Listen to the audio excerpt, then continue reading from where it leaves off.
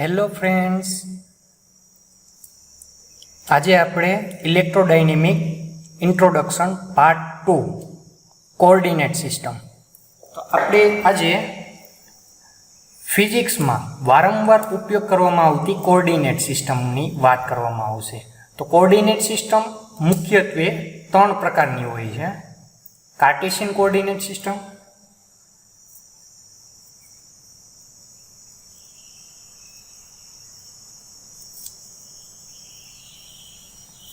second one is spherical polar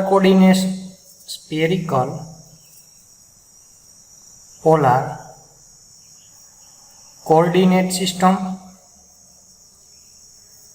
and third one is cylindrical coordinate system.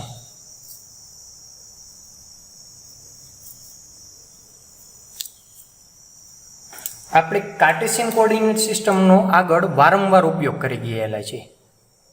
X, Y અને Z એક્સિસનો ઉપયોગ કરીને આપણે કોઈ પણ પોઝિશન ઓબ્જેક્ટને દર્શાવવા માટે ઉપયોગ કરવામાં આવેલો છે. તો આપણે સૌપ્રથમ કાર્ટેશિયન કોઓર્ડિનેટ સિસ્ટમની વાત કરવામાં આવે તો કાર્ટેશિયન કોઓર્ડિનેટ સિસ્ટમ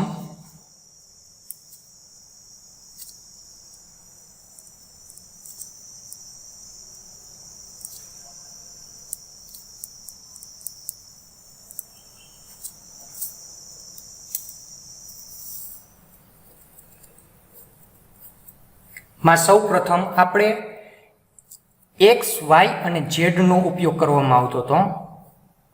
કોઈ પણ પોઝિશન ઓબ્જેક્ટને દર્શાવવા માટે એક્સ, વાય અને ઝેડ. ફિઝિક્સમાં કોઈ પણ પોઈન્ટને દર્શાવવો હોય, ઓબ્જેક્ટને દર્શાવવો હોય તો આપણે કાર્ટેશિયન કોઓર્ડિનેટ સિસ્ટમનો ઉપયોગ વારંવાર કરવામાં આવેલો છે. તો આપણને ખબર છે કે કાર્ટેશિયન કોઓર્ડિનેટ સિસ્ટમમાં 3 પ્રકારના વેક્ટર હોય છે. ક્યાં? તો કે એક્સ, વાય અને ઝેડ. અને ત્રણે વેક્ટરના યુનિટ વેક્ટર 3 હોય છે. X cap, y cap, z cap, કે જેને તમે આઈ કેપ વડે પણ દર્શાવો છો, વાય કેપને તમે જે કેપ વડે અને ઝેડ કેપને તમે કે કેપ વડે પણ દર્શાવો છો. તો આપણે આ 3 યુનિટ વેક્ટરનો ડોટ પ્રોડક્ટ કેવી રીતના થશે અને ક્રોસ પ્રોડક્ટ કેવી રીતના થશે તેની વાત કરી લઈએ. તો ડોટ પ્રોડક્ટ હંમેશા કેવી રીતના કરવામાં આવે છે તો કે બે સેમ યુનિટ વેક્ટરનો ડોટ પ્રોડક્ટ હંમેશા 1 મળશે. એટલે કે આઈ cap dot I cap is equal to J cap dot જે cap is equal to K cap dot કે કેપ ઇઝ ઇક્વલ ટુ 1. એટલે કે હું આઈ કેપ ડોટ આઈ કેપનો ડોટ પ્રોડક્ટ કરવામાં આવે, જે કેપ ડોટ જે કેપનો ડોટ પ્રોડક્ટ કરવામાં આવે કે કેપ ડોટ કે કેપનો ડોટ પ્રોડક્ટ કરવામાં આવે તો એનું મૂલ્ય, એની વેલ્યુ હંમેશા 1 મળશે. એવી જ રીતના જો આપણે આઈ, જે અને કેનો ક્રોસ પ્રોડક્ટ કરવામાં આવે, ક્રોસ પ્રોડક્ટ કરવામાં આવે તો શું મળશે તો કે જો સેમ યુનિટ વેક્ટર હશે, જેમ કે આઈ કેપ ક્રોસ આઈ કેપ હોય, j cap cross j cap હોય કે કેપ ક્રોસ કે કેપ હોય તો એની વેલ્યુ હંમેશા 0 મળશે. જો ડિફરન્ટ યુનિટ વેક્ટરનો ડોટ પ્રોડક્ટ કરવામાં આવે, જેમ કે આઈ કેપ ડોટ જે કેપ ડોટ કે કેપ ને આઈ કેપ ડોટ કે કેપનો ડોટ પ્રોડક્ટ કરવામાં આવે તો એની વેલ્યુ હંમેશા 0 મળશે. જો ડિફરન્ટ યુનિટ વેક્ટરનો ક્રોસ પ્રોડક્ટ કરવામાં આવે, જેમ કે આઈ કેપ ક્રોસ જે કેપ, એવી જ રીતના j cap cross k cap cross i cap cross product કરવામાં આવે તો ફાઇનલ વેલ્યુ હંમેશા સાયક્લિક ઓર્ડરમાં જોવા મળશે. જેમ કે સાયક્લિક ઓર્ડર એટલે કે હું અહીંયા લખું છું આઈ કેપ, પછી જે કેપ અને પછી કે કેપ. એને કોઈ એક ચોક્કસ એરા વડે દર્શાવું છું. આને આપણે સાયક્લિક ઓર્ડર કહેવામાં આવે છે.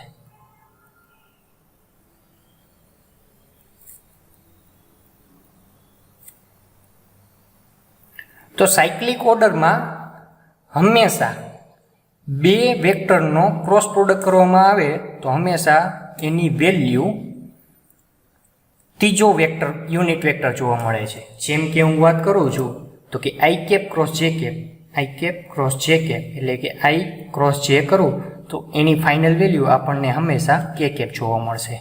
તો આની ફાઇનલ વેલ્યુ આપણને કે કેપ જોવા મળશે. જો એક સાયક્લિક ઓર્ડરમાં હાલે તો સાયક્લિક ઓર્ડરની વિરુદ્ધ દિશામાં હાલે તો એનાથી વિરુદ્ધ દિશામાં હશે, એ પણ આપણે જોઈએ. પહેલાં આપણે આ જોઈ લઈએ કે j cap cross k cap, j cap cross k cap કરવામાં આવે તો એની વેલ્યુ આપણને આઈ કેપ મળે છે. કે કેપ ક્રોસ આઈ કેપ કરી તો આપણને એની વેલ્યુ જે કેપ મળે છે. એવી જ રીતના જો સાયક્લિક ઓર્ડરમાં જો યુનિટ વેક્ટર ન હાલતા હોય એટલે કે કેપ ક્રોસ જે કેપ હોય, j cap cross i cap હોય કે આઈ કેપ ક્રોસ કે કેપ હોય તો હંમેશા યાદ રાખવું તો ફાઇનલ વેલ્યુ તો આપણે ત્રીજો યુનિટ વેક્ટર મળશે પણ કેવો તો કે નેગેટિવમાં મળશે. તો અહીંયા શું છે કે ક્રોસ જે, કે ક્રોસ જે આપણે ફાઇનલ વેલ્યુ તો આઈ તો મળશે પરંતુ આ વિરુદ્ધ દિશામાં હાલતું હોવાથી આપણને કેવું મળશે માઇનસ આઈ કેપ મળશે. એવી જ રીતના જે ક્રોસ આઈ, જે ક્રોસ આઈ વિરુદ્ધ દિશામાં હાલતું હોવાથી આપણે એની વેલ્યુ કે કેપ તો મળશે પણ કેવું માઇનસ. એવી જ રીતના આઈ ક્રોસ કે હોય તો એની વેલ્યુ આપણને જે કેપ મળશે પણ કેવું માઇનસ મળશે. તો આપણે આ કાર્ટેશિયન કોઓર્ડિનેટ સિસ્ટમની 3 યુનિટ વેક્ટરનો ક્રોસ પ્રોડક્ટ કેવી રીતના કરવામાં આવે છે, ડોટ પ્રોડક્ટ કેવી રીતના કરવામાં આવે છે એની વાત કરી લીધેલી છે. તો જો કાર્ટેશિયન કોઓર્ડિનેટ સિસ્ટમના યુનિટ વેક્ટરના સેમ યુનિટ વેક્ટર હોય તો એનો ડોટ પ્રોડક્ટ હંમેશા 1 મળે છે અને જો સેમ યુનિટ વેક્ટરનો ક્રોસ પ્રોડક્ટ કરવામાં આવે તો એનું મૂલ્ય હંમેશા 0 મળે છે. જો ડિફરન્ટ યુનિટ વેક્ટરનો ડોટ પ્રોડક્ટ કરવામાં આવે તો એનું મૂલ્ય હંમેશા 0 મળે છે અને જો ડિફરન્ટ યુનિટ વેક્ટરનો ક્રોસ પ્રોડક્ટ કરવામાં આવે તો એ બે યુનિટ વેક્ટર સિવાયનો ત્રીજો યુનિટ વેક્ટર મળે છે, નેગેટિવ અથવા તો પોઝિટિવમાં. હવે આગળ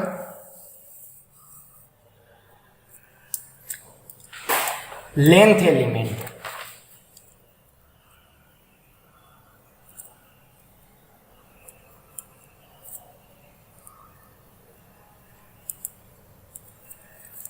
લેન્થ એલિમેન્ટ કે જેમાં આપણે કોઈ પણ લેન્થનું વેલ્યુ મેળવવી હોય તો આપણે એને સામાન્ય રીતના ઇન્ટિગ્રેશન દ્વારા મેળવવામાં આવે છે.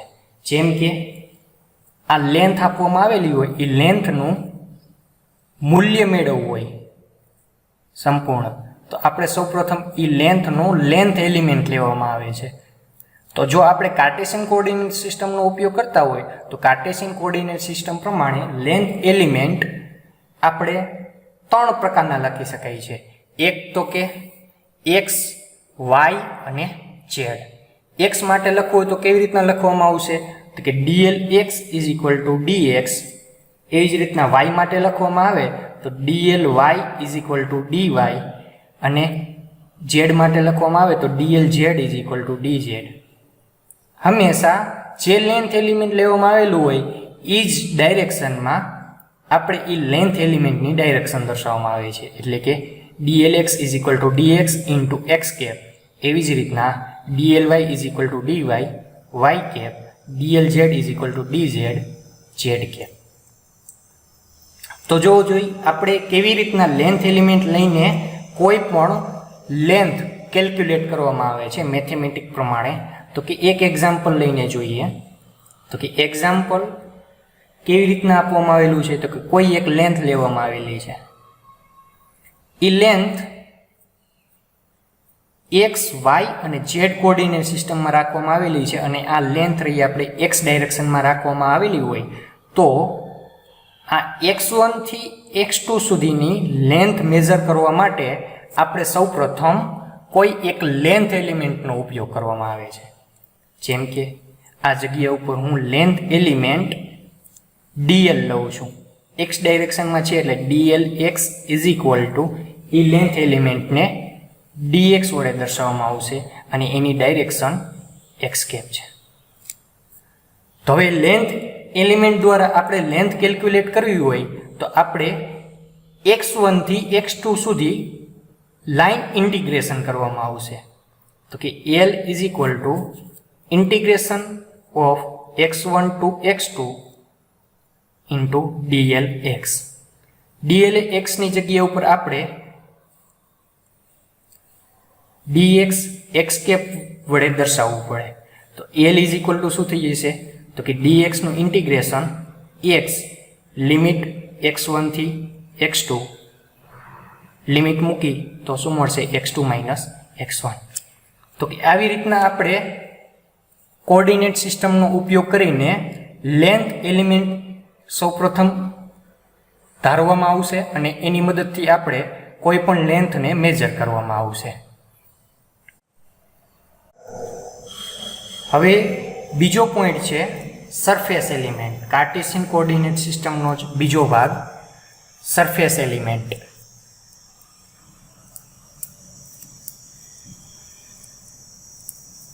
અથવા તેને પ્લેન એલિમેન્ટ પણ કહેવામાં આવે છે. કે કોઈ પણ કોઓર્ડિનેટ સિસ્ટમ, કાર્ટેશિયન કોઓર્ડિનેટ સિસ્ટમમાં જો કોઈ સરફેસને કન્સિડર કરવું હોય તો આપણે એની ઇન્ટિગ્રેશનની મદદથી કેવી રીતના કન્સિડર કરવામાં આવે છે? તો સૌપ્રથમ આપણે x, y અને z કોઓર્ડિનેટ સિસ્ટમમાં કોઈ એક પ્લેન મેજર કરીએ. તો પ્લેન YZ પ્લેન ઉપર રાખવામાં આવેલું છે. તો YZ પ્લેનને આપણે કન્સિડર કરવું હોય તો સૌપ્રથમ આપણે YZ પ્લેનમાં એક સરફેસ એલિમેન્ટ લેવામાં આવશે. જો આપણે YZ પ્લેનની વાત કરતા હોય તો YZ પ્લેનમાં એક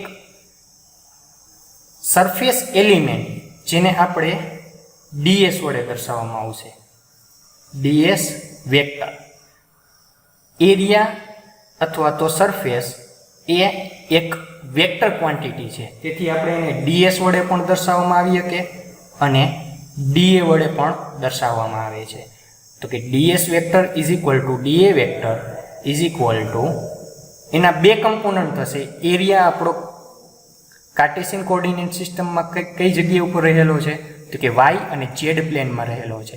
તેથી તેના સરફેસ એલિમેન્ટના બે કમ્પોનન્ટ થશે, એક y વાળો કમ્પોનન્ટ અને એક z વાળો કમ્પોનન્ટ, એટલે કે dy dz. એની ડાયરેક્શન કઈ આવશે? તો કે x કે. હંમેશા ધ્યાન રાખવાનું કે કોઈ પણ સરફેસ એલિમેન્ટનો ડાયરેક્શન એ તે સરફેસ એલિમેન્ટ ઉપર દોરવામાં આવેલા લંબની દિશામાં હોય છે. એટલે કે the direction of area element is always in the direction of normal. સૌપ્રથમ area is vector quantity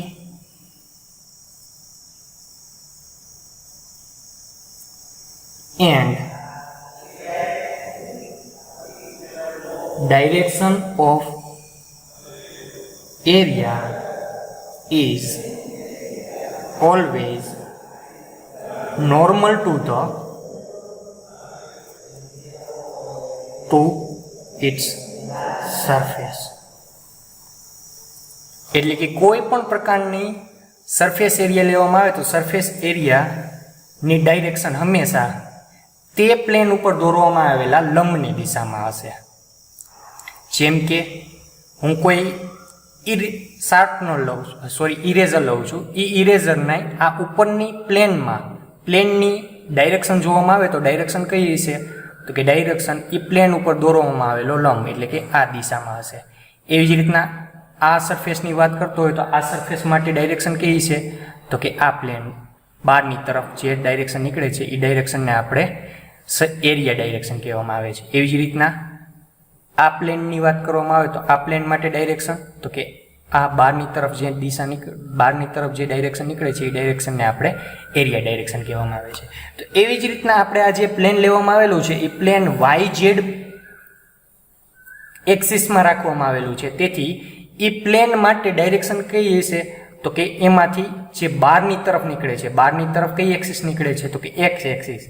તો dy dz into x cap શું દર્શાવે છે તો કે એરિયા એલિમેન્ટની ડાયરેક્શન દર્શાવે છે એક્સ કેપ. એવી જ રીતના બીજી વાત કરવામાં આવે. બીજી વાત શું છે તો કે જો કોઈ પ્લેન XY કોઓર્ડિનેટ સિસ્ટમમાં રાખવામાં આવેલું હોય તો કે XY પ્લેન બરાબર શું લખવામાં આવશે એના એરિયા એલિમેન્ટ તો કે ds વેક્ટર અથવા dA vector is equal to dx into dy અને આ બે કમ્પોનન્ટ સિવાયનો ત્રીજો કમ્પોનન્ટ આપણને એરિયાની ડાયરેક્શન દેખાડશે. તો કે x y અને z કેપ આપણને એરિયાની ડાયરેક્શન દર્શાવશે. એવી જ રીતના કોઈ પ્લેન XZ પ્લેન હોય એટલે કે કાર્ટેશિયન કોઓર્ડિનેટ સિસ્ટમમાં પ્લેનને XZ કોઓર્ડિનેટ સિસ્ટમનો ઉપયોગ કરવામાં આવેલો હોય તો ds vector is equal two dA vector is equal to dx into dz અને આ બે કમ્પોનન્ટ સિવાયનો ત્રીજું એક્સિસ આપણને એરિયાની ડાયરેક્શન દેખાડશે એટલે કે y કેપ આપણને એરિયાની ડાયરેક્શન દેખાડશે. તો કે આવી રીતે લાસ્ટ પોઈન્ટ છે વોલ્યુમ એલિમેન્ટ.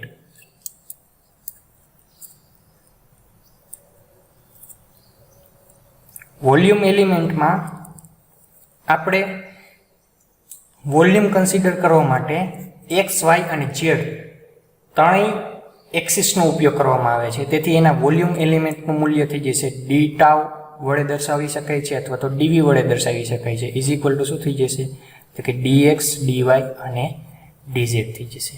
તો કે આવી રીતના આપણે આગળ કાર્ટેશિયન કોઓર્ડિનેટ સિસ્ટમ પછી સ્પેરિકલ પોલાર કોઓર્ડિનેટ સિસ્ટમનો ઉપયોગ કરીશું અને એના વિશેની માહિતી આવતા લેક્ચરમાં મેળવીશું.